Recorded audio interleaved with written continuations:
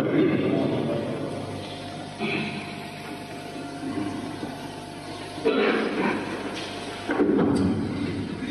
वालेकुम रहमतुल्लाह। अज़ान दे दें।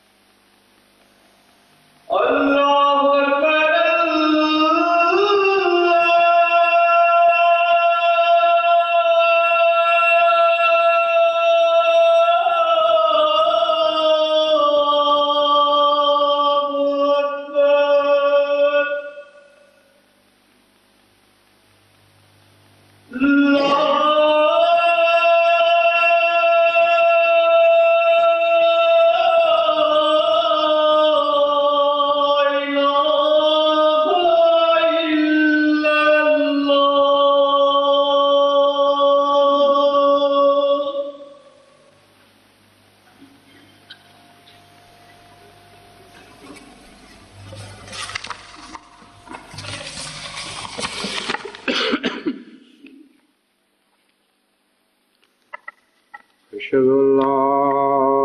إله إلا الله وحده لا شريك له وأشهد أن محمدا عبده ورسوله أما بعد فأعوذ بالله من الشيطان الرجيم بسم الله الرحمن الرحيم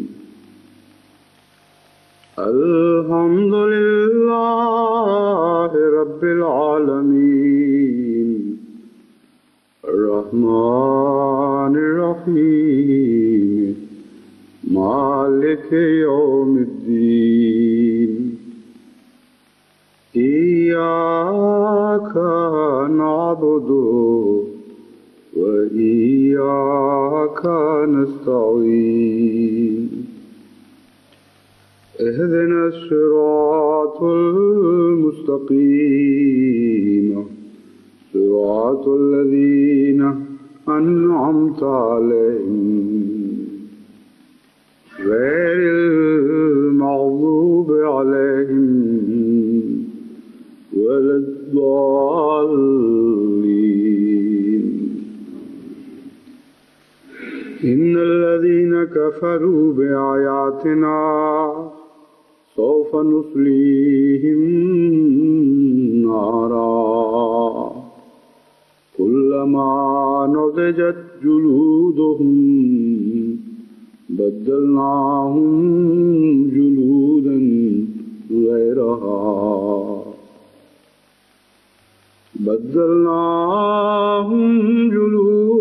غيرها ليذوقوا العذاب إن الله كان عزيزا حكيما.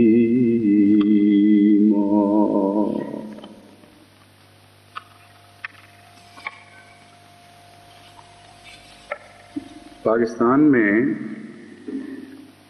گزشتہ چند سالوں سے پاکستان اور اسلام کے اندرونی اور بیرونی دشمنوں کی ملی بھگت سے جو سازش رفتہ رفتہ آگے بڑھ رہی ہے، اس کے کچھ پہلو عملاً بے نقاب ہو چکے ہیں، اور جہاں تک اسلام اور پاکستان کے دشمنوں کو طاقت ہے وہ انہیں ان پر عمل درآمد کرنے کی پوری کوشش کرتے چلے جا رہے ہیں۔ اب یہ تحریک اور یہ سازش اپنے منطقی نقطہ عروج کی طرف کچھ اور آگے بڑھ رہی ہے۔ اس سازش کے بہت سے پہلو ہیں جن کی تفصیل میں جانے کا یہاں وقت نہیں۔ کچھ امور کے متعلق میں اس سے پہلے ذکر کر چکا ہوں، اور کچھ امور ایسے ہیں جن کا خطبات میں ذکر بے محل ہوگا۔ بہرحال جماعت احمدیہ کو جس تک بھی اللہ تعالیٰ نے توفیق عطا فرمائی ہے اور فرماتا چلا جائے گا،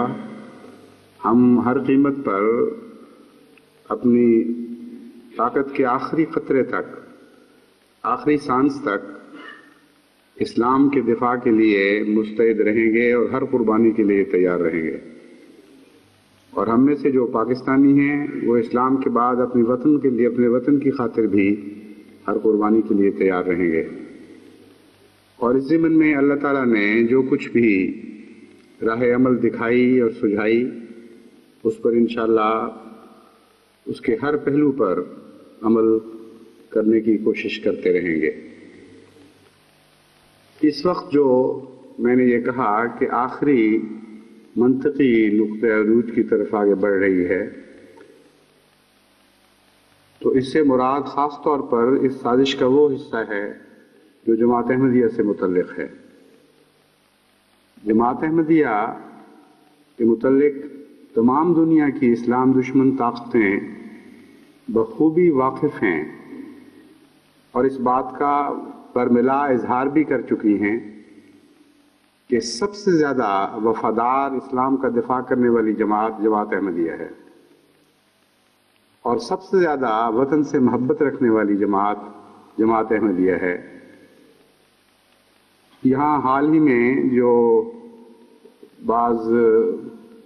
مذہبی جنونیوں نے فساد کی کوشش کی، تو اس ضمن میں جو ہم نے جوابی کارروائیاں شروع کی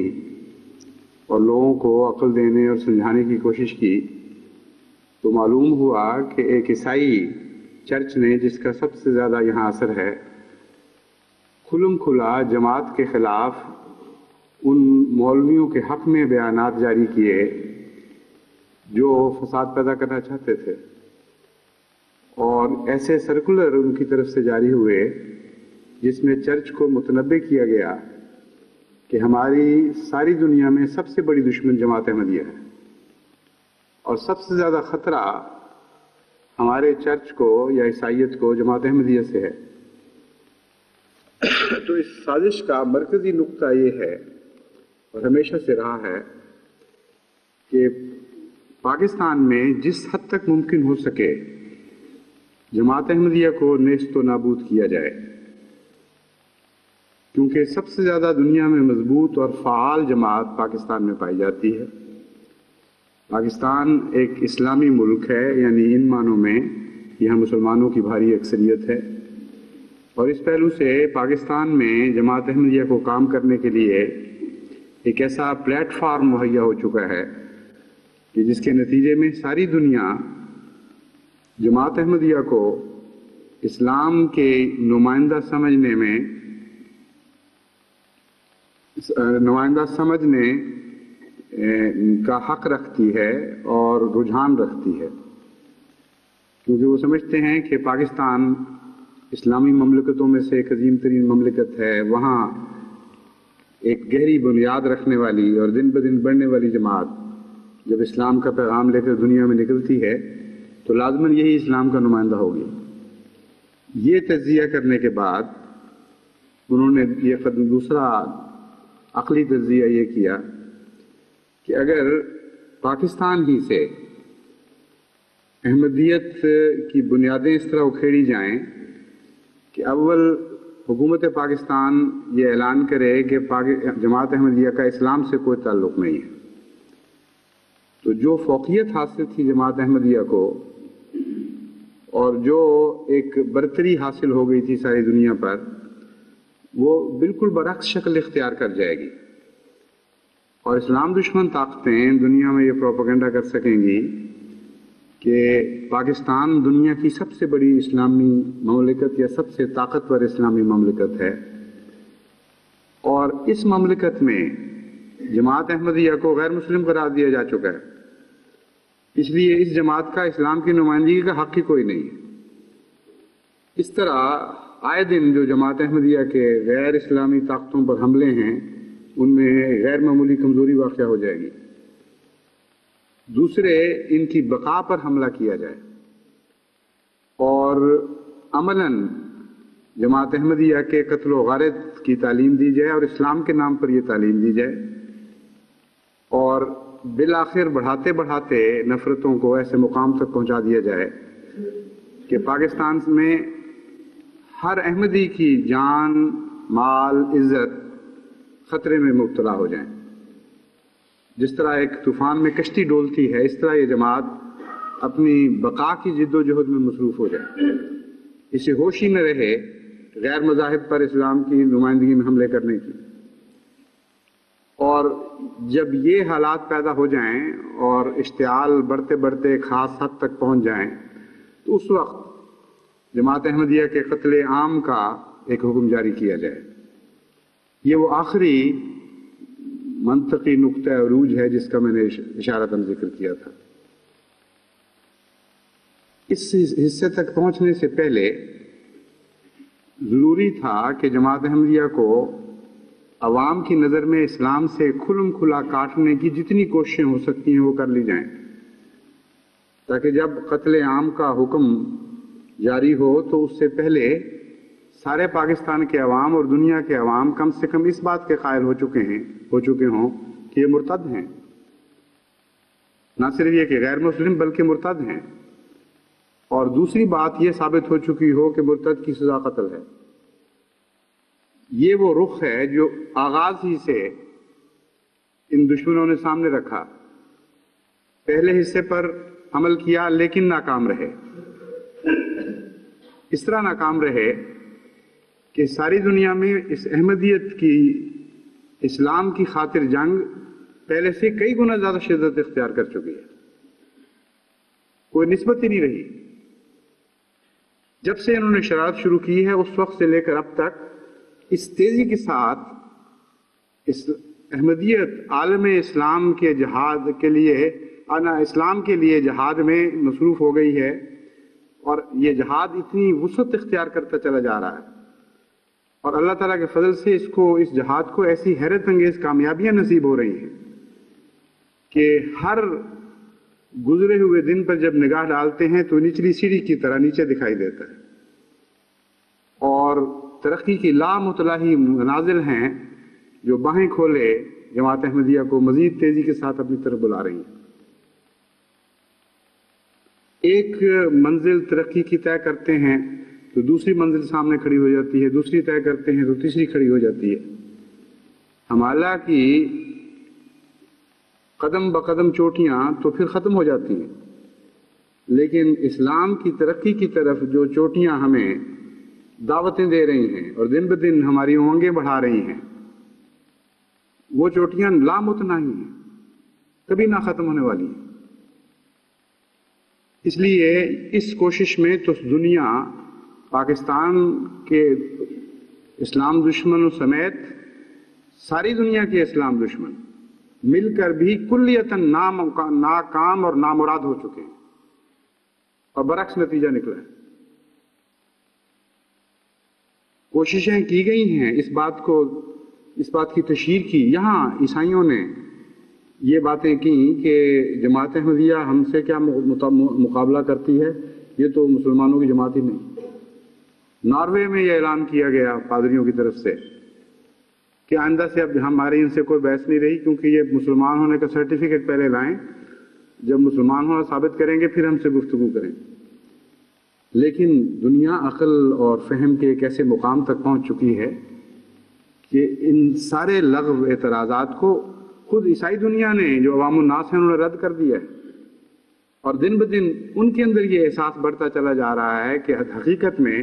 اسلام کی حقیقی اور سچی نمائندہ اور اسلام کی طرف سے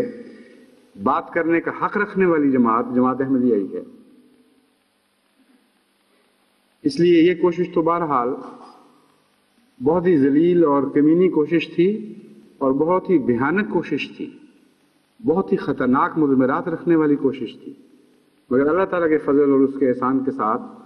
جماعت احمدیہ نے اس کو بالکل نامراد کر دیا ہے۔ یہاں تک کہ ابھی حال ہی میں ایک پاکستان کے ملا جو احمدیت کی مخالفت میں سب سے زیادہ منہ پھٹ ہیں، اور جن کو اللہ تعالیٰ نے پاکستان ہی میں بہت ہی ہر طرح سے ذلیل و رسوا بھی کیا، لیکن ان کو باز نہیں آتے اور ابھی ان کی آنکھیں نہیں کھلی، وہ حال ہی میں باہر کے ملکوں کا دورہ کر کے گئے ہیں۔ زبان وہی گندی ہے جو پہلے استعمال کیا کرتے تھے، وہی اشتعال انگیزی جو پہلے کیا کرتے تھے، لیکن کچھ نئے انکشافات بھی ان کو کرنے پڑے۔ انہوں نے جا کر یہ بتایا کہ آپ لوگ تصور بھی نہیں کر سکتے کہ پچھلے چند سالوں میں جماعت احمدیہ کس تیزی کے ساتھ ترقی کے ہر میدان میں آگے بڑھ چکی ہے۔ حیرت انگیز ہے وہ ان کی ترقی، آنکھیں چودھا دینے والی ہے۔ یہ اقرار خدا تعالیٰ نے اس سے کروا کے چھوڑا، اور اس کی سب سے زیادہ ذلت اور نامرادی اس اقرار میں ہے۔ دراصل اس مولوی کی طرح باقی لوگوں نے ان کو گالیاں دے دیں، یا اسمبلی میں ان کو غیر مسلم کہہ دیا، یا ان کے نکاح حرام کر دیے، یہ تو معمولی باتیں ہیں۔ جماعت احمدیہ کو اس میں کوئی دلچسپی نہیں، بہت ہی گھٹیا اور کمینی باتیں ہیں۔ لیکن ایک احمدیت کے دشمن مولوی کا اپنی زبان سے یہ اقرار کر لینا کہ گزشتہ چند سالوں میں ہماری ساری کوششوں کے باوجود یہ جماعت اس تیزی کے ساتھ ترقی میں آگے بڑھی ہے، اور ہر میدان میں آگے بڑھی ہے۔ انہوں نے مختلف میدانوں کا ذکر کیا تفصیل سے، کہ حیرت ہوتی ہے کہ کس تیزی کے ساتھ یہ جماعت آگے سے آگے قدم بڑھاتی چلی جا رہی ہے۔ یہ اقرار ہے جو اصل ذلت ہے اور اصل رسوائی ہے خدا کے نزدیک۔ دشمن ساری کوششوں کے باوجود خود اپنی ناکامی کا اقرار کرنے پر مجبور ہو گیا۔ جو دوسری کوشش ہے اس کے لیے سب سے پہلا ان کا قدم یہ تھا کہ جماعت احمدیہ پر ظلم و تعدی کے ساتھ جبراً جماعت احمدیہ کو ظلم اور تعدی کے ساتھ اور جبراً کلمہ طیبہ لا الہ الا اللہ محمد رسول اللہ سے توڑنے کی کوشش کی جائے۔ اور اس ضمن میں علماء اور حکومت کے درمیان جو میری بحث ہوئی وہ یہ تھی کہ حکومت سارے قوانینی ذرائع اختیار کرے اور حکومت کی طرف سے جو بھی سختیاں کی جا سکتی ہیں وہ جماعت احمدیہ پر برطرف رکھی جائیں۔ سینکڑوں کو جیلوں میں پھینکا جائے، پولیس کو کہا جائے ان کو زود کوب کرے، اور ہر طرح کی تنگیاں اور تکلیفیں پہنچائی جائیں، اور مولوی اپنے چیلے چانٹے لے کر اس حالت میں کہ احمدیوں کے ہاتھ بندھے ہوں ان کو ماریں کوٹیں ذلیل و رسوا کرنے کی کوشش کریں۔ یہ وہ دو دباؤ تھے۔ عوام کا دباؤ تو وہ پیدا نہیں کر سکے، لیکن چند مولوی اپنے چند چیلوں چانٹوں کے ساتھ احمدیوں پر ایسی حالت میں کہ وہ کوئی دفاعی کارروائی نہیں کر سکتے تھے، ہر قسم کے ظلم و تشدد روا رکھتے رہے۔ اور حکومت نے بھی نہ صرف یہ کہ کھلم کھلا بار بار اس بات کا اعتراف کیا، نہ اس بات کا اعلان کیا کہ حکومت اس تحریک کی مددگار اور معاون ہے، بلکہ باقاعدہ رسمی طور پر گورنروں کو اور دوسرے عہدیداران کو بار بار حکومت کی طرف سے سنجیدہ ہدایتیں بھی دی جاتی رہیں۔ پہلے قسم کے اعلانات کو بعض لوگ سنجیدگی سے نہیں لیتے، وہ سمجھتے ہیں حکومت کی سیاسی کاروائیاں ہیں، وہ لوگوں کو خوش کرنے کے لیے، مولویوں کو خوش کرنے کے لیے ایسی باتیں کر دیتی ہے، حکومتیں کر دیا کرتی ہیں اس طرح۔ اس لیے جو سول سروس ہے یا پولیس وغیرہ کے عہدیداران ہیں وہ عموماً ایسی باتوں کو نظر انداز کر دیا کرتے ہیں، لیکن جو حکم رسماً باقاعدہ سیاہ و سفید میں جاری ہو اور گورنروں کی طرف سے نزول کرتا ہوا چھوٹے عہدیداران تک پہنچے، اس کی غیر معمولی اہمیت ہو جاتی ہے۔ چنانچہ ایک دفعہ نہیں، بار بار ایسے احکامات جاری کیے گئے اور بار بار بھول جانے والے گورنروں کو یاد دہانیاں کرائی گئیں کہ اور اس ظلم کو تیز کرو، اور اس ظلم کو تیز کرو، ابھی یہ ظلم پوری شدت سے اختیار نہیں کر سکا، اور ذلیل کرو۔ لیکن جو کوششیں حکومت کر سکتی تھی اور کر رہی ہے ابھی بھی، اور جو ظلم و تعدی بعض مولویوں اور ان کے چیلے چانٹوں کی طرف سے روا رکھی جا سکتی تھی، وہ سب رکھی گئی، کوئی کسر نہیں اٹھا کے رکھی۔ لیکن کلیتاً ناکام اور نامراد ہو گیا اس بات میں کہ جماعت احمدیہ کے دل سے تو درکنار سینوں سے ہی کلمہ طیبہ نوچ کے پھینک سکے۔ جیلوں میں ڈالا گیا، جب کلموں کے بیج ان سے چھین لیے گئے، انہوں نے جو بھی لکھنے کے ذریعہ ان کے پاس میسر تھا اس سے اپنی قمیضوں پر کلمے لکھ لیے، قمیضیں پھاڑ کے پھینک دی گئیں تو اپنی چھاتی پر کلمے لکھ لیے، اور کھلم کھلا اعلان کیا کہ تم چھیدتے چلے جاؤ، نوچتے چلے جاؤ گوشت، جو بھی حصہ ننگا ہوگا ہم کلمہ طیبہ جس حد تک خدا توفیق دے گا ہم لکھتے چلے جائیں گے۔ اور سارے پاکستان میں ایسی دلیری کے ساتھ، ایسی مجاہدانہ شان کے ساتھ جماعت احمدیہ کلمہ طیبہ، کلمہ شہادت سے لپٹی رہی اور چمٹی رہی کہ دشمن اس بات میں بھی بالآخر مجبور ہو گیا اور یہ ماننا پڑا کہ ہم اس تحریک میں نامراد ہو گئے ہیں، جماعت احمدیہ کو کلمہ طیبہ سے الگ نہیں کر سکتے، اور الگ نہیں کر سکتے تو پھر مرتد کی سزا قتل کا بہانہ کیسے بنائیں گے؟ یہ اگلا سوال تھا۔ اب انہوں نے دوسری لائن اختیار کی ہے اپنے دفاع کی، اور معلوم ہوتا ہے یہی ان کی شکست کا اعلان ہے۔ چنانچہ 20 نومبر کو گزشتہ ماہ پاکستان کی ٹیلی ویژن پر ایک ملا مجیب الرحمان نامی نے تقریر کی، اور اس تقریر کا لب لباب یہ تھا کہ ٹھیک ہے کلمہ طیبہ کے انکار سے انسان مرتد ہوتا ہے، لیکن اصل بات یہ نہیں ہے۔ اصل بات یہ ہے کہ کلمہ کے کچھ اور بھی اثرات ہیں جن میں سے کسی ایک پہلو کو بھی نظر انداز کر دیا جائے تو اس سے بھی مرتد ہو جاتا ہے۔ چنانچہ قرآن کریم میں حضرت صلی اللہ علیہ وآلہ وسلم کی جو صفات بیان ہوئی ہیں ان میں سے کسی ایک صفت کا بھی انکار کر دے تو وہ بھی کلمہ کا انکار ہے۔ پس جو شخص بھی ختم نبوت کا منکر ہو جائے وہ مرتد ہے، اور جو اجرائے نبوت کا قائل ہو جائے وہ مرتد ہے۔ یہ دلیل انہوں نے قائم کرنے کی کوشش کی۔ اب سوال یہ ہے کہ اس میں کتنی اور تنقیحات ہیں جن کے ساتھ پوری کہانی ان کی مکمل ہونی تھی۔ پہلی بات یہ کہ جماعت احمدیہ مرتد ہے۔ یہ بات تو ثابت ہو گئی کہ جماعت احمدیہ کلمہ لا الہ الا اللہ محمد رسول اللہ کے دل سے قائل ہے۔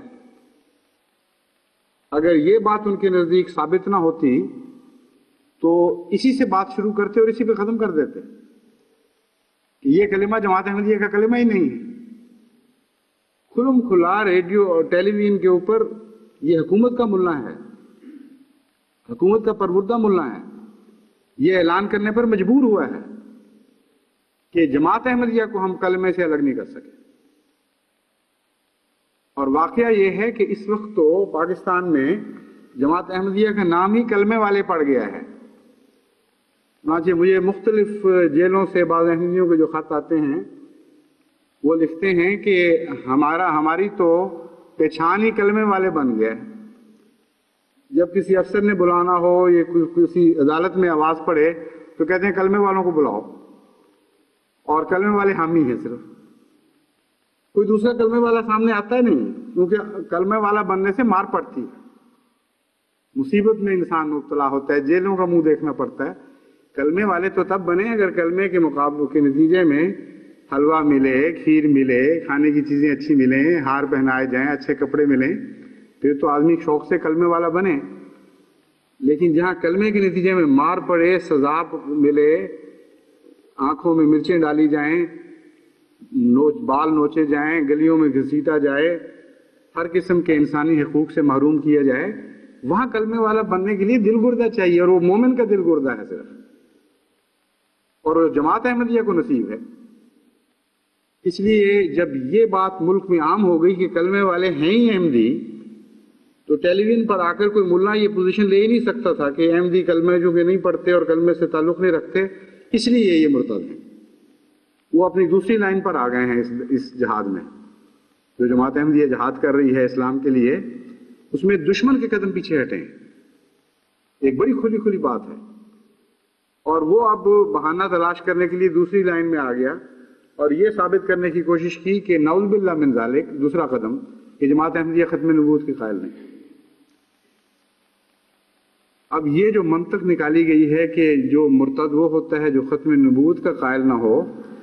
اور اسی کے اوپر اسلام میں جہاد فرض ہوا تھا، اس کی تفصیل تو آگے جا کر وہ جس طرح انہوں نے بیان کیا ہے میں بھی کچھ ذکر کروں گا اس کا۔ لیکن دوسری تنقید بھی بالکل غلط اور بے معنی اور لغو ہے۔ جماعت احمدیہ سے زیادہ ختم نبوت کا دنیا میں کوئی بھی قائل نہیں، ہر معنی میں، ہر تفصیل میں جماعت احمدیہ ختم نبوت کی قائل ہے، اور جس عرفان کے ساتھ، جس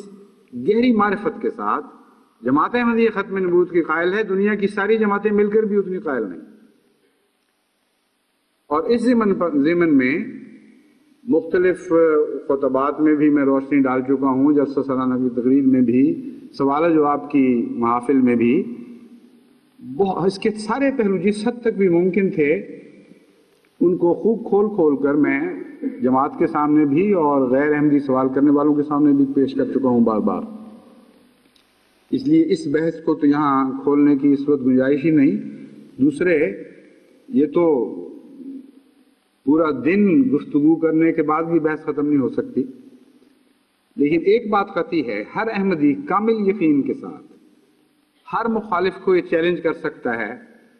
کہ یہ گفتگو نہ رکھو، گفتگو کا بحث کا عنوان یہ نہ رکھو کہ ہم قائل ہیں کہ نہیں، بحث کا عنوان یہ ہوگا کہ ہم تم سے زیادہ قائل ہیں، اور یہ ثابت کرنا ہماری ذمہ داری ہے۔ انصاف اور تقوی سے کسی غیر جانبدار پینل کو مقرر کر لو، اور جب یہ غیر جانبدار پینل مقرر ہوتے ہیں تو وہ دلائل سن کر فیصلہ ہمارے حق میں ہی دیتے ہیں۔ ابھی کراچی میں ایک ہمارے بڑے مخلص احمدی نوجوان ہیں جن کو جنون ہے تبلیغ کا، اور جنون سے مراد یہ ہے کہ ولولے کے لحاظ سے جنون، ویسے بڑی حکمت سے کرتے ہیں۔ انہوں نے بعض اپنے محکمے کے دوسرے مولوی نما لوگوں سے جب بحث اٹھائی اس معاملے پہ، تو انہوں نے آخر مجبور کیا کہ نہیں، پہلے ایک ثالث مقرر کرو اور وہ فیصلہ کرے، تو پھر اس کے فیصلے کو تسلیم کرو تو پھر ہم بحث کریں گے۔ اب یہ ایک بظاہر تو ایک ٹیکٹیکل، یعنی فن جہاد میں ایک غلط قدم اٹھانے والی بات تھی کہ ایک ایسے ثالث کو انہوں نے تسلیم کر لیا جو احمدی نہیں تھا اور غیر مسلم بھی نہیں تھا، وہ مسلمان تھا جو احمدیوں کے مقابل پر آیت خاتم النبیین کی وہ تشریح کرنے والے ہیں جو غیر احمدی علماء کرتے ہیں۔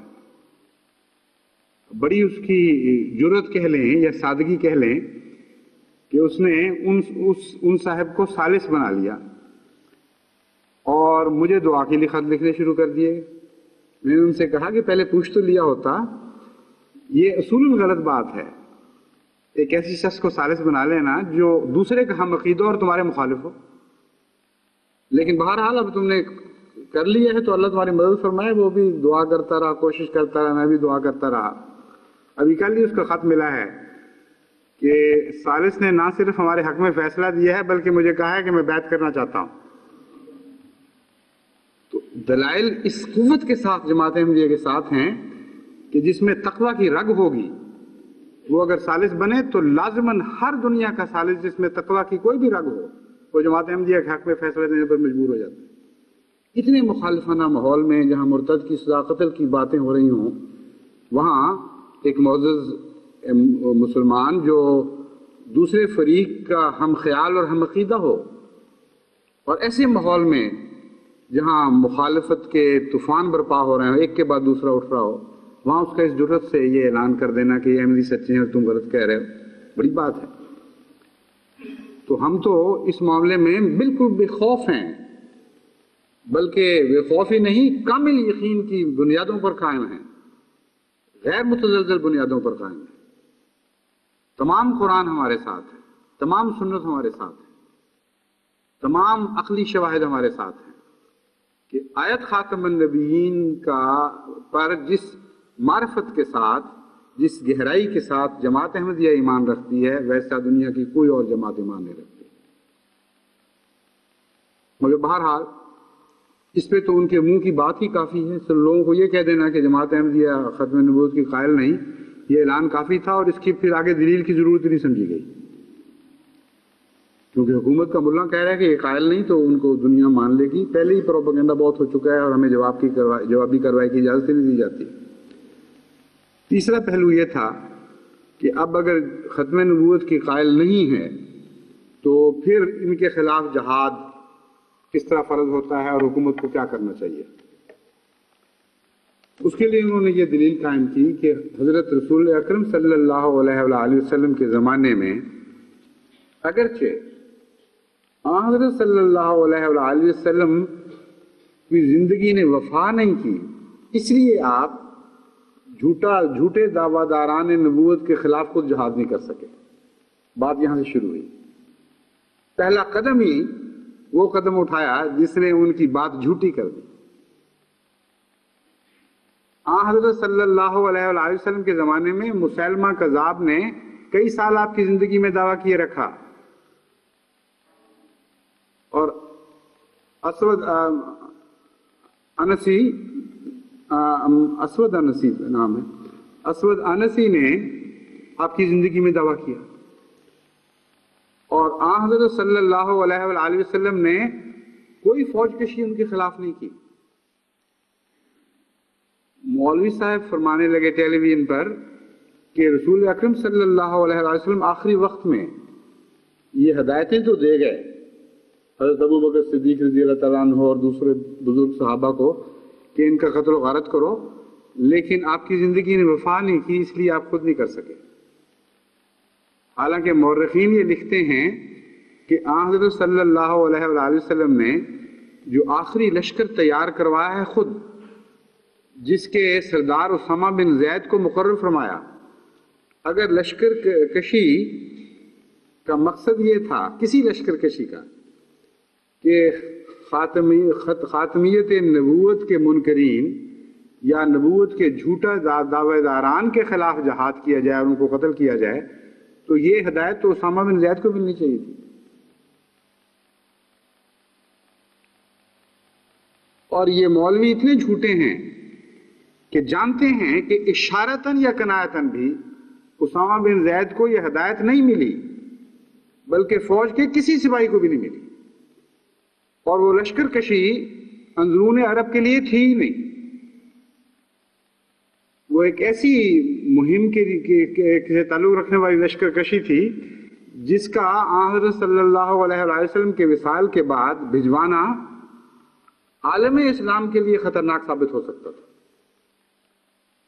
مگر آخری سانس تک حضرت صلی اللہ علیہ وسلم نے اس لشکر کو اپنے اس مقصد سے نہیں ہٹایا جس کے لیے وہ قائم کیا گیا تھا، جس کا کوئی دور کا تعلق بھی جھوٹے مدعیان نبوت سے نہیں تھا یا ارتداد سے، اس کا کوئی بھی دور کا تعلق نہیں تھا۔ اور جو لشکر کشی کی گئی حضرت ابو بکر صدیق رضی اللہ تعالیٰ عنہ کے زمانے میں،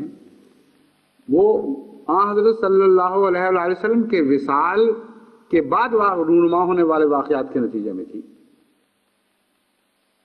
اس لیے اتنا بڑا جھوٹ، اتنا بڑا افتراء حضرت صلی اللہ علیہ وسلم پر کہ آنکھیں بند کرنے سے پہلے آپ نے حضرت ابو بکر صدیق کو جو ہدایتیں دی تھی، ان کے نتیجے میں حضرت ابو بکر نے وہ جہاد شروع کیا جو مرتدین کے خلاف تھا، اور مرتدین نہیں، منکرین ختم نبوت کے خلاف جہاد، یہ وہ اعلان کرتے ہیں۔ اجرائے نبوت کا عقیدہ رکھنے والوں کے خلاف جہاد تھا حضرت ابو بکر کا، ان کے نزدیک۔ اور حیرت کی بات یہ ہے کہ اس بات کا نہ حضرت علی رضی اللہ تعالیٰ عنہ کو پتہ چلا، نہ حضرت عمر رضی اللہ تعالیٰ عنہ کو پتہ چلا، نہ خود حضرت ابو بکر صدیق رضی اللہ تعالیٰ عنہ کو پتہ چلا کہ میں کس لیے جہاد کر رہا ہوں، کیونکہ تمام تاریخیں مسلمہ طور پر گواہ ہیں، ایک بھی اختلاف اس بات میں نہیں کہ جب بعض صحابہ نے مختلف وجوہات سے حضرت ابو بکر صدیق رضی اللہ تعالیٰ عنہ کو منکرین زکوٰۃ کے خلاف تلوار اٹھانے سے منع کیا، منکرین ختم نبوت کا اشارتاً بھی کہیں ذکر نہیں ملتا، قائلین اجرائے نبوت کا کوئی خیال وہمہ بھی موجود نہیں وہاں ساری گفتگو میں۔ جب بعض صحابہ کرام نے، صحابہ کبار نے، ایسے بھی تھے جو بعد میں خلفاء بنے، انہوں نے حضرت ابو بکر صدیق رضی اللہ تعالیٰ عنہ کو مشورہ دیا کہ ایسا نہ کریں، تو اس کی وجوہات یہ تھیں کہ اسلام میں جبر نہیں ہے، یہ کہا حضرت عمر نے بھی اور حضرت علی نے بھی، اسلام میں جبر نہیں ہے، اور اگر وہ منکر ہو رہے ہیں تو آپ جبرن کیوں اسلام میں ان کو داخل کرتے ہیں؟ اس کا جواب حضرت ابو بکر صدیق رضی اللہ تعالیٰ عنہ نے یہ نہیں دیا کہ چونکہ وہ ختم نبوت کے منکر ہیں، اور چونکہ حضرت صلی اللہ علیہ وسلم نے مجھے وصیت فرمائی تھی کہ یہ میرے جانے کے بعد فوراً یہ کام ہوگا اور تم یہ شروع کر دینا جا رہے، اس لیے میں مجبور ہوں، بلکہ حضرت ابو بکر صدیق رضی اللہ تعالیٰ عنہ کا جواب یہ تھا کہ زکوٰۃ یہ دے رہے تھے حضرت صلی اللہ علیہ وسلم کے زمانے میں، یہ ریاست کا حق ہے، اور حضرت صلی اللہ علیہ وسلم کی نصیحت یہ تھی کہ جو حق کسی کا چھینے اس سے جبرن حق چھیننا بھی جہاد ہے، یا حق واپس لینا بھی جہاد ہے۔ اس لیے اسلامی ریاست میں جو لوگ زکوٰۃ دے رہے تھے اگر وہ ایک کھجور کی گٹھلی کے برابر بھی، اس کی لکیر کے برابر بھی مجھ سے زکوٰۃ روکیں گے تو میں ان کے خلاف لڑائی کروں گا۔ کہاں ہے وہ اجرائے نبوت کا ذکر، کہاں ہے ختم نبوت کا ذکر؟ اس کا کوئی دور کا تعلق بھی اس جد و جہد کا، جو عظیم جد و جہد تھی، اجرائے نبوت کے تصور سے ہے ہی نہیں، کہیں اشارتاً بھی اس کا ذکر نہیں۔ وہ باغی جنہوں نے زکوٰۃ روکی ان میں مسلمہ کذاب بھی تھا، اور ایک شاعرہ عورت بھی تھی جس نے بعد میں سجاح، جس نے مسلمہ سے شادی بھی کی بعد میں، ہے نا؟ ہاں، وہ بعد میں نہیں، اس سے پہلے شادی کر لی تھی، اور ایک دو اور بھی لوگ تھے۔ اس موقع پر حضرت ابوبکر صدیق رضی اللہ تعالیٰ عنہ نے حضرت خالد بن ولید کو ساری اس مہم کا سردار بنایا، اور سردار بنا کر کچھ نصیحتیں فرمائیں۔ فرمایا کہ تم نے جنگ کرتے چلے جانا ہے اس وقت تک جب تک کہ یہ 5 باتیں نافذ نہ ہو جائیں۔ ایک روایت میں ہے کہ اس میں وہ 5 بنیادیں اسلام کی حضرت ابوبکر صدیق رضی اللہ تعالیٰ عنہ نے بیان فرمائی، اور فرمایا کہ لا الہ الا اللہ محمد الرسول اللہ کا اقرار کرے کوئی شخص، اور 5 وقتہ نماز کا قائل ہو، رمضان کے روزے رکھے، حج بیت اللہ کرے اور زکوٰۃ کی ادائیگی کرے، تو پھر جنگ ختم ہو جائے گی۔ لیکن کہیں بھی نہ اجرائے نبوت کا ذکر، نہ جھوٹے مدعیین نبوت کے انکار کا ذکر، اشارتاً بھی کسی ہدایت میں نہیں ملتا۔ یہ بحث الگ ہے کہ یہ 5 باتیں کیوں آپ نے بیان فرمائی، میں اس وقت یہ گفتگو نہیں کر رہا۔ میں یہ بتانا چاہتا ہوں کہ سراسر افتراء ہے جو حضرت رسول اکرم صلی اللہ علیہ وآلہ وسلم پر باندھا گیا کہ آپ نے آخری یہ ہدایت فرمائی تھی، اور حضرت ابوبکر صدیق رضی اللہ تعالیٰ عنہ پر باندھا گیا کہ آپ نے یہ ساری لڑائی اجرائے نبوت کا عقیدہ رکھنے والوں کے خلاف کی تھی۔ پھر تاریخ سے ثابت ہے کہ سارے قبائل ان جھوٹے مدعیان نبوت کے قائل ہی نہیں تھے۔ بھاری اکثریت قبائل کی وہ تھی جو صرف زکوٰۃ کے منکر ہوئے تھے، اور بعض دوسری روایات میں ان 5 باتوں کا ذکر نہیں ملتا، بلکہ یہ ملتا ہے صرف، جیسا کہ حضرت عمر رضی اللہ تعالیٰ عنہ کی روایت ہے، اس میں حضرت ابوبکر صدیق صاف فرماتے ہیں، اور یہ وہی تاریخ ہے جو دونوں حوالے دے رہی ہے۔ ایک ہے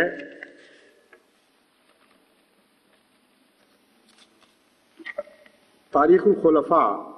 حضرت امام جلال الدین سیوطی کی، جس کے 90-91 صفحے پر جو اردو میں اس کا ترجمہ شائع ہوا ہے، اس پر یہ روایت ہے لا الہ الا اللہ محمد الرسول اللہ اور دیگر 4 ایمان کی اسلام کے ارکان کا ذکر، کہ جو یہ کہے گا اس کے خلاف تمہیں کوئی جنگ کا حق نہیں ہے، وہیں تلوار چھوڑ دو،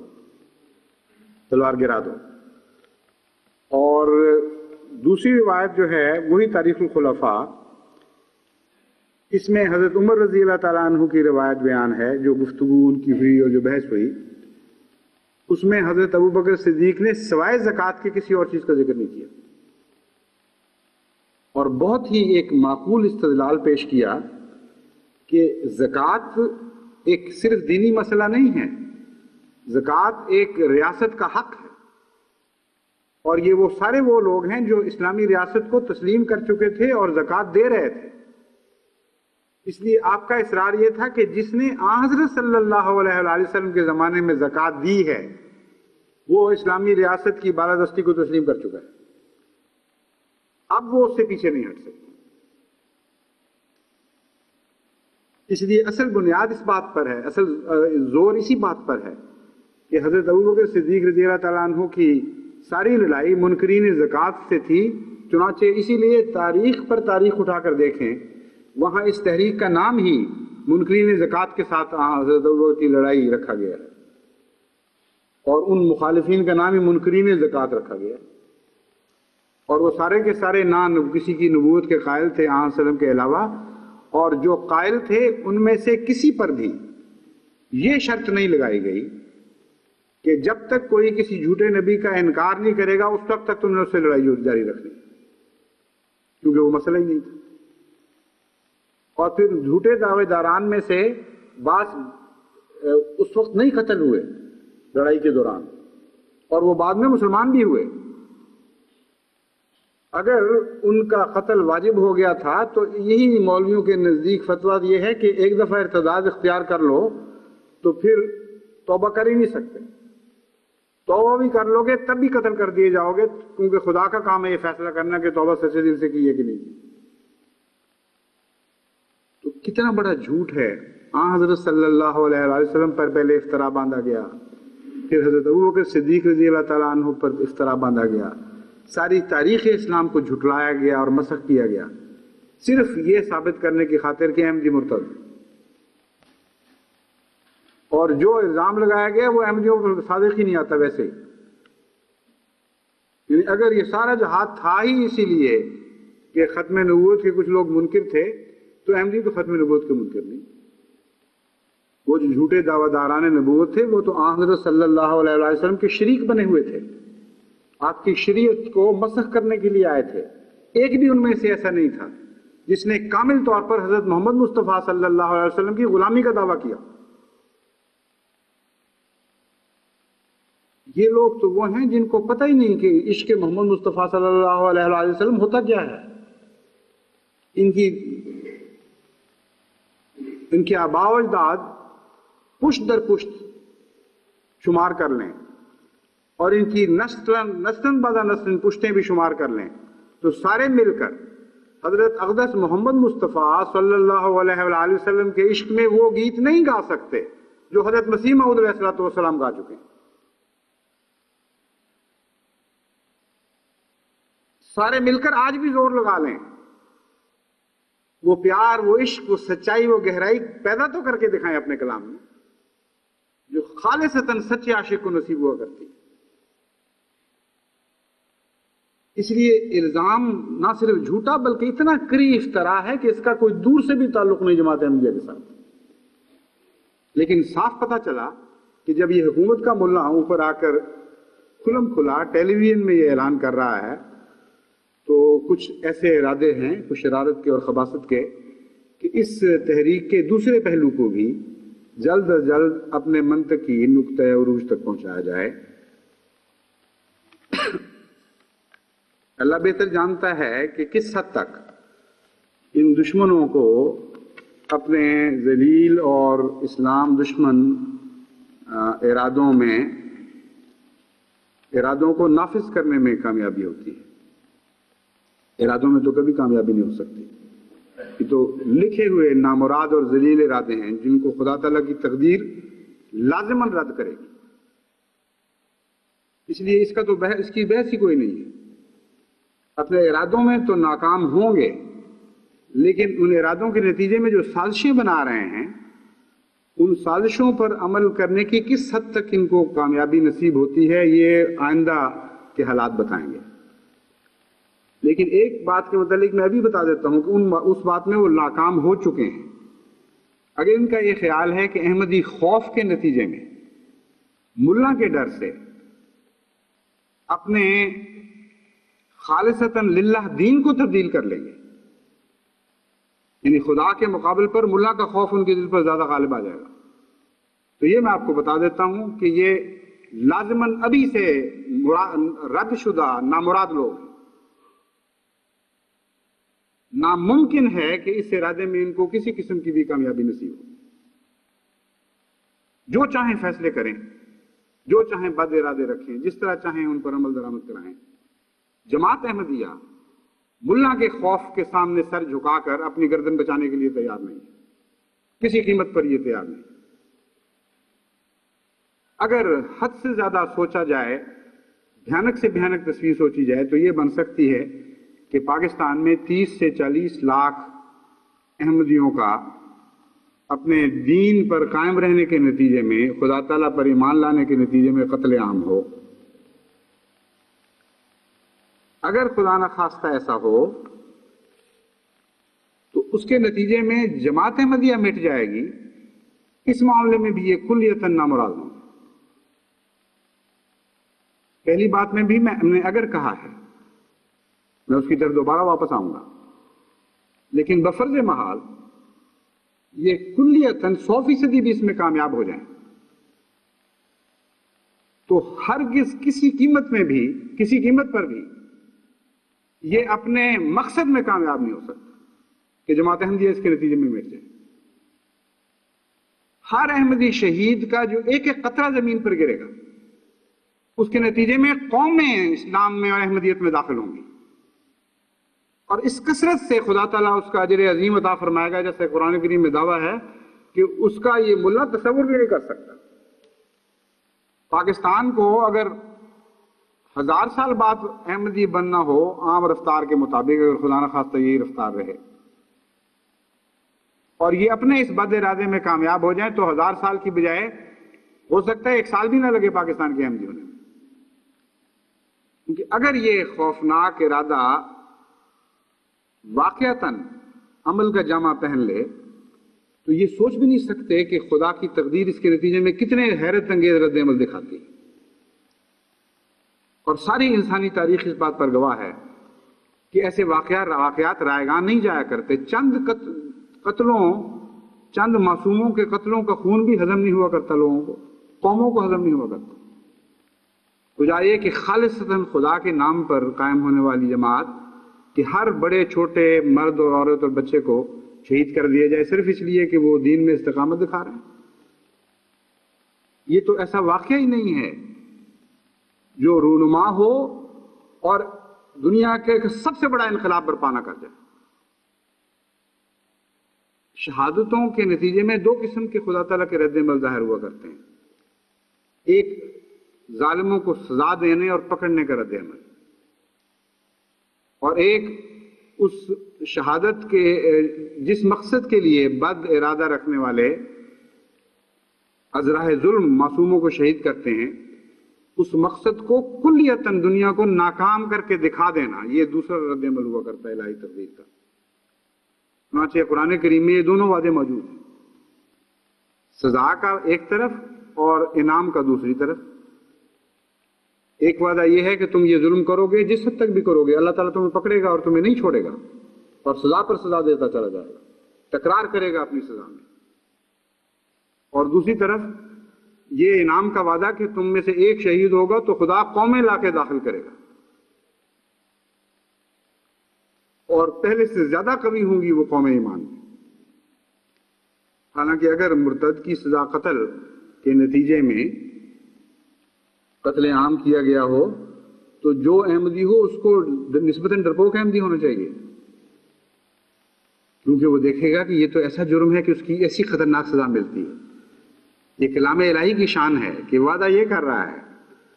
کہ جو اس ظلم کے بعد مسلمان ہوں گے، جو اللہ پر ایمان لانے والے ہوں گے، ارتداد کے نتیجے میں، یہاں قتل کا ذکر نہیں، ارتداد کا ذکر ہے، اگر جبرن تم کسی کو مرتد کر لو گے تو اس کے نتیجے میں جو مسلمان ہوں گے وہ قوم در قوم ہوں گے، اور وہ پہلوں سے زیادہ بڑھ کے بہادر اور خدا کی راہ میں قربانیاں دینے والے ہوں گے۔ جہاں تک قوم کے مٹنے کا تعلق ہے، قرآن کریم مقتولوں کو شہید کہہ رہا ہے اور زندہ کہہ رہا ہے۔ تو ماتا ہے تم جن کو مار رہے ہو وہ زندہ ہو رہے ہیں اور تمہیں عقل نہیں۔ اس زندہ کے لفظ میں پیش گوئی ہے کامیابی کی اور کامرانی کی۔ بس جماعت احمدیہ جو خالصتاً اللہ پر ایمان لانے والی ہے، جس کا دین خالص ہے، جو خدا کی خاطر ہر قربانی پر تیار ہے، اس کو تم ناکام نہیں کر سکتے، جو چاہو کر لو۔ تمہاری تو عقل کی حد اور منتہا تمہارے دین کا بس اتنا ہی ہے نا کہ بکرے سجا کر قربانی کے لیے پیش کر دو۔ اگر تم نے یہ فیصلہ کیا کہ احمدیوں کی قربانی کرنی ہے تو مائیں اپنے بچے سجا کر اس قربانی کے لیے خدا کے حضور پیش کریں گی، بیویاں اپنے خاوند سجا کے پیش کریں گی، بہنیں اپنے لال اپنے ویر سجا کر پیش کریں گی۔ تمہاری قربانیوں کی کیا حیثیت ہے خدا کے نزدیک؟ یہ قربانیاں ہیں جو خدا کو مقبول ہوا کرتی ہیں۔ لیکن اس کے علاوہ میں تمہیں یہ بھی بتا دیتا ہوں کہ تم نامراد ہوگے اور نار رسوا ہوگے جس طرح پہلے تم اپنی ہر کوشش کے پھل سے محروم کیے گئے. یہ ذلت اور رسوائی بھی تمہارے مقدر میں لکھی گئی ہے کہ اس کوشش کے پھل سے بھی تم محروم کیے جاؤ. کیونکہ خدا تعالیٰ نے قرآن میں شروع میں ہی وعدہ دیا ہے فَلَمَّا أَضَاءَتْ مَا حَوْلَهُ ذَهَبَ اللَّهُ بِنُورِهِمْ وَتَرَكَهُمْ فِي ظُلُمَاتٍ لَا يُبْصِرُونَ. آگ بھڑکاتے ہیں دشمنیوں کی اور خباثتوں کی اور سمجھتے ہیں کہ اب شعلے بھڑک اٹھے اور اب ہم کامیاب ہو جائیں گے اپنے مقصد میں. خدا تعالیٰ فرماتا ہے کہ جب وہ سمجھیں گے کہ اب ہم کامیابی ہمارا منہ چومنے لگی اور ہم کامیابی کو پا گئے، اس وقت اللہ تعالیٰ ان کا نور لے جائے گا اور اپنے مقاصد میں نامراد کر دے گا. وہ اندھیروں میں بھٹکتا ہوا اپنے آپ کو پائیں گے، کچھ سمجھ نہیں آئے گی ہم سے ہوا کیا ہے.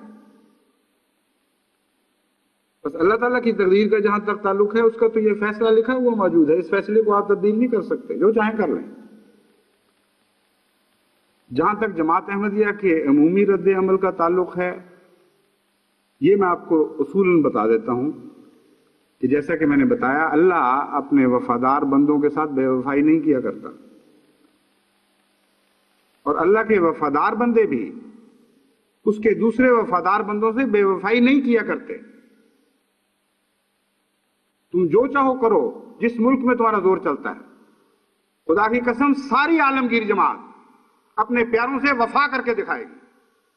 اور جو کچھ قرآن کی تعلیم نے انہیں سکھایا ہے اس طرح وہ اپنا انتقام لے گی،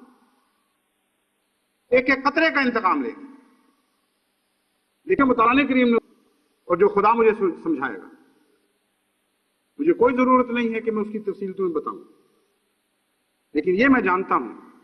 اور قرآن کا فہم جتنا خدا نے مجھے عطا کیا ہے، ہمارے سامنے ایک کھلا روشن لاہ عمل موجود ہے، اور ایسا عظیم الشان لاہ عمل ہے کہ اس سے ٹکرا کر تم پاش اور ریزہ ریزہ ہو جاؤ گے، لیکن کبھی تمہیں کامیابی نصیب نہیں ہو سکتی. اس لیے جہاں بھی احمدی مظلوم ہے، ساری دنیا کے احمدی اس کے ساتھ ہے، خدا کی تقدیر اس کے ساتھ ہے، اس کو کیا خوف ہے، اور تاریخ عالم اس کے ساتھ ہے. کسی قیمت پر بھی احمدیت کو نیست و نابود کرنے میں یہ ذلیل اور رسوا دشمن کامیاب نہیں ہو سکتا. ان کو جلدی اور افراتفری صرف اس بات کی پڑی ہوئی ہے کہ باوجود اس کے کہ موجودہ سربراہ جس نے حکومت کو از راہ غصب قبضے میں لیا ہوا ہے، یہ سمجھتے ہیں اس کے دن کہیں تھوڑے نہ رہ گئے، حالانکہ اس کے آقاؤں نے وعدہ کیا ہے کہ 90 تک ہم تمہیں ضرور رکھیں گے. اس کے خداؤں نے یقین دلایا ہے اس کو کہ ابھی چند سال تمہارے باقی ہیں، لیکن اس بد نصیب کو اپنے خداؤں پر یقین ہو یا نہ ہو، ان مولویوں کو اس کے خداؤں پر بھی یقین نہیں اور اس پر بھی یقین نہیں. اس لیے یہ چاہتے ہیں کہ جس حد تک بھی ممکن ہے اس ظالم شخص کے دور کے اندر جو ہم کر سکتے ہیں ہم کر گزریں. اس لیے ان کو جلدی ہے. ان کو جلدی اس لیے ہے کہ دنیا کے خداؤں کا زمانہ محدود ہوا کرتا ہے، ان کی طاقت کا عرصہ، ان کی طاقت کا دائرہ بھی محدود ہوا کرتا ہے. لیکن احمدیوں کو کوئی جلدی نہیں ہے. تمہارے خدا کا دائرہ دنیا میں طاقت کا دائرہ لازماً محدود ہے، اس لیے تم بے شک جلدی کرو، اس محدود دائرے میں جو کچھ کر سکتے ہو کر گزرو. تمہاری خدا کی کرسی کے 2 پاؤں ایک ملک میں ہیں اور 2 پاؤں بعض اسلام دشمن طاقتوں کی بیرونی ملکوں میں ہیں، لیکن ہمارے خدا کی کرسی تو زمین و آسمان پر محیط ہے. وسع کرسی ہے اس سماوات والا، اس کے پائے اس کی کرسی کے پائے ساری کائنات پر وسیع ہیں. تمہیں جلدی اس لیے ہے کہ اس کا وقت تھوڑا ہوگا، کیونکہ دنیاوی خداؤں کی کرسیاں زیادہ دیر ان کے نیچے قبضے میں نہیں رہا کرتی. لیکن ہمیں کوئی جلدی نہیں، کیونکہ ہمارے خدا کی کرسی ہمیشہ کے لیے اس کے قبضے میں ہے، اور کوئی دنیا کی طاقت اس کرسی سے اس کو ہٹا نہیں سکتی. جیسا کہ فرمایا وَلَا يَؤُودُهُ حِفْظُهُمَا، وہو العلی العظیم، کہ وہ نہ صرف یہ کہ اپنی کرسی کی حفاظت کرنا جانتا ہے، بلکہ وہ حفاظت اس کو کبھی بھی نہیں تھکاتی، ایک لمحہ کے لیے بھی وہ اس حفاظت کے تقاضوں سے غافل نہیں رہتا۔ بس کہاں تمہارا خدا جس کا دائرہ اثر محدود، جس کا زمانہ محدود، آج نہیں تو کل اس کی کرسی نے بہرحال جانا ہی جانا ہے۔ اس لیے جو افراتفری کے نمونے دکھاتے ہو، جو جلدی کرتے ہو کرتے چلے جاؤ۔ جماعت احمدیہ نے جیتنا ہے بہرحال، اور آخرکار لازماً جیتنا ہے، کیونکہ ہمارا خدا جیتنے والا خدا ہے۔ ہمیں کوئی جلدی نہیں، کیونکہ اس کی کرسی ساری دنیا پر ہی نہیں، کل عالم پر، کل کائنات پر محیط ہے، اور ہمیں اس لیے جلدی کوئی نہیں کہ اس خدا کا وقت ہمیشہ ہمیش کے لیے وہ عبدالآباد سے ہے اور عبدالآباد تک رہے گا۔ بس ہم جس ابدی طاقت کے ساتھ وابستہ ہیں، ہم جانتے ہیں کہ ہمارے انتقام ہمارے بعد بھی وہ لیتا رہے گا۔ ضروری نہیں کہ ہر انتقام ہماری زندگی میں خدا تعالیٰ لے۔ دیکھو، ایک شہید عبداللطیف کو تم نے شہید کیا تھا افغانستان میں، آج تک وہ بد نصیب قوم اپنے دکھوں کے ذریعے اس شہادت کی قیمت ادا کرتی چلی جا رہی ہے۔ کیسے سوچ سکتے ہو، کیسے وہم کر سکتے ہو کہ 30-40 لاکھ احمدی مسلمانوں کو، جو حقیقی اور سچے مسلمان ہیں، جو سچے عاشق رسول ہیں، جو سچے عاشق قرآن ہیں، ان کا قتل و غارت کرو گے اور تم سے حساب نہیں لیا جائے گا؟ اس دنیا سے نکل جاؤ تو اس دنیا میں تم سے حساب لیا جائے گا، لیکن میں تمہیں بتاتا ہوں کہ دونوں جگہ لیا جائے گا، یہاں بھی لیا جائے گا اور وہاں بھی لیا جائے گا، اور بالآخر لازماً مومنوں کے سینے ٹھنڈے ہوں گے اور وہ ہمیشہ ٹھنڈے رہیں گے۔ تمہارے دل میں جو آگ جل رہی ہے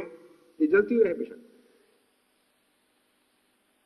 تم تو بار بار ہر کوشش کرتے ہو آگ جلانے کی،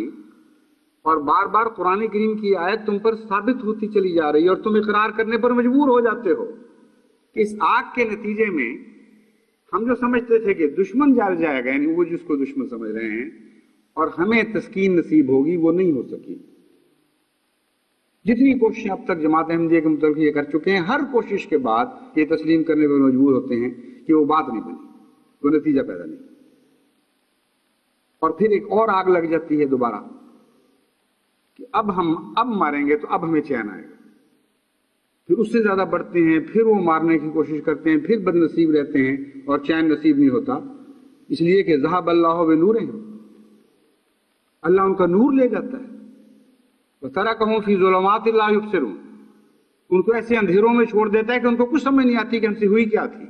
بظاہر ہم غالب آ گئے تھے، بظاہر ہم کامیاب ہو گئے تھے، مگر ہمیں تسکین نہیں ملی اور ہمارا دشمن جل کے خاکستر نہیں ہو سکا۔ یہ جو بار بار کی آگ لگتی ہے ان کے دل میں، اور بار بار اس سے اپنی ذات کو تسکین چاہتے ہیں، اس آگ کو بجھا کر، یہ کبھی ان کے مقدر میں نہیں ہے۔ اس مسئلے پر غور کرتے ہوئے قرآن کریم کی ایک اور آیت کا مفہوم بھی مجھے سمجھ آ گیا، اور وہ وہی آیت ہے جس کی میں نے تلاوت کی تھی، کہ اللہ تعالیٰ نے یہ جو قرآن کریم میں بیان فرمایا کہ کلما نضجت جلودہم بدلناہم جلودا غیرہا لیذوقوا العذاب، یہ اتنا سخت فیصلہ کیوں فرمایا؟ انسان کسی کو آگ میں ڈالتا ہے، جلاتا ہے، اس لیے کہ وہ سزاوار ہے، اور اگر اس جلن اور تپش کے نتیجے میں رفتہ رفتہ اس کے اندر دفاعی طاقت پیدا ہو جائے یا دکھ کم محسوس کرنے لگے، تو دوبارہ ان زخموں کو چھیلا تو نہیں کرتا، یہ تو نہیں کوشش کیا کرتا کہ پھر اس کی جلد کچی کروں اور پھر اس کو سزا ہو، تو بہت ہی سی کرو۔ اللہ تعالیٰ منصف کامل ہے، اللہ تعالیٰ تو عدل ہے خود، اس لیے کیسے خدا تعالیٰ یہ اس قسم کی سخت کارروائی کی وعید دے رہا ہے؟ میں سوچا کرتا تھا یہ وہ ایک دکھ دیتے ہیں خدا کے بندوں کو، اور اس دکھ کے نتیجے میں جب وہ بندے اس دکھ کے عادی بن جاتے ہیں تو ان کے اندر ایک اور آگ بھڑک اٹھتی ہے، جس طرح بندر اپنے زخم کھرچتا رہتا ہے اور کبھی مندمل نہیں ہوتا، ان کے انتقام کا جذبہ مندمل ہی نہیں ہوتا، اور یہ پھر اپنے انتقام کے زخم کھرچتے ہیں اور اس کے نتیجے میں دوبارہ پھر ایسی سزا دینے کی کوشش کرتے ہیں کہ دوبارہ مومن کو تکلیف ہو۔ ساری زندگیاں تعذیب کے لیے وقف ہیں۔ حضرت صلی اللہ علیہ وآلہ وسلم رحمت للعالمین تھے۔ ایسے لوگ وہ ہیں جو رحمت للعالمین ہوتے ہیں، جن کو لطف ہی عذاب دینے میں آتا ہے، اس کے سوا لطف ہی نہیں آتا، اور ہر عذاب کے بعد دوسرے عذاب کی سوچتے ہیں۔ اگر خدا واقعتاً عدل ہے اور وہ مجرم کو اس کے کیفر کردار تک پہنچاتا ہے اور اسی طریق پر اس سے سلوک کرتا ہے جس طرح وہ خدا اس کے معصوم بندوں سے سلوک کرتا رہا، تو ان کے لیے اس کے سوا اور کوئی نقشہ بنتا ہی نہیں۔ اس دنیا میں تم میرے پیاروں سے یہ سلوک کیا کرتے تھے، اب حق ہے میرے پیاروں کا مجھ پر کہ میں تم سے وہ سلوک کروں۔ بس کوئی ناانصافی نہیں ہے کلام الہی۔ یہ ان لوگوں کی سزا ہے صرف جو خدا کے بندوں کو دکھ دینے میں اعادہ کرتے چلے جاتے ہیں، اور خصوصیتاً ان کی سزا کا ذکر۔ بس تم تو اس دنیا میں بھی ہارے ہوئے ہو، اس دنیا میں بھی ہارے ہوئے ہو، اور خدا کی قسم اس دنیا میں بھی ہم کامیاب ہیں، اور بفضل اللہ تعالیٰ اس دنیا میں بھی کامیاب ہیں۔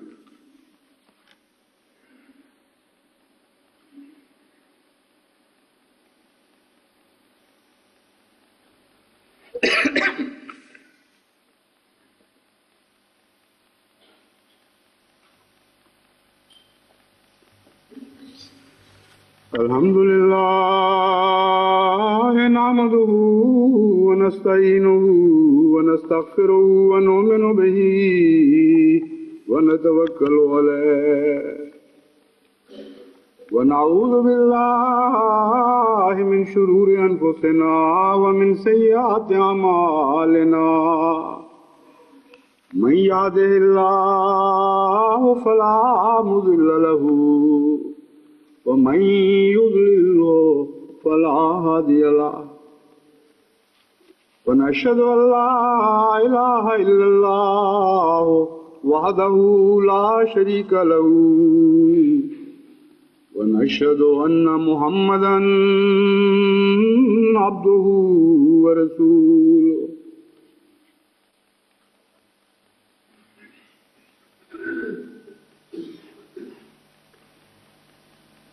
عباد اللہ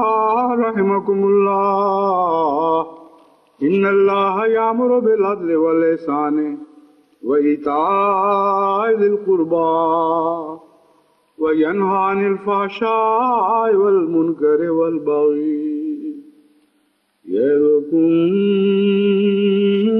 لعلکم تذکرون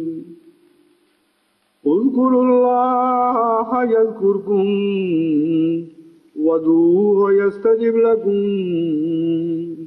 ولذکر اللہ اکبر۔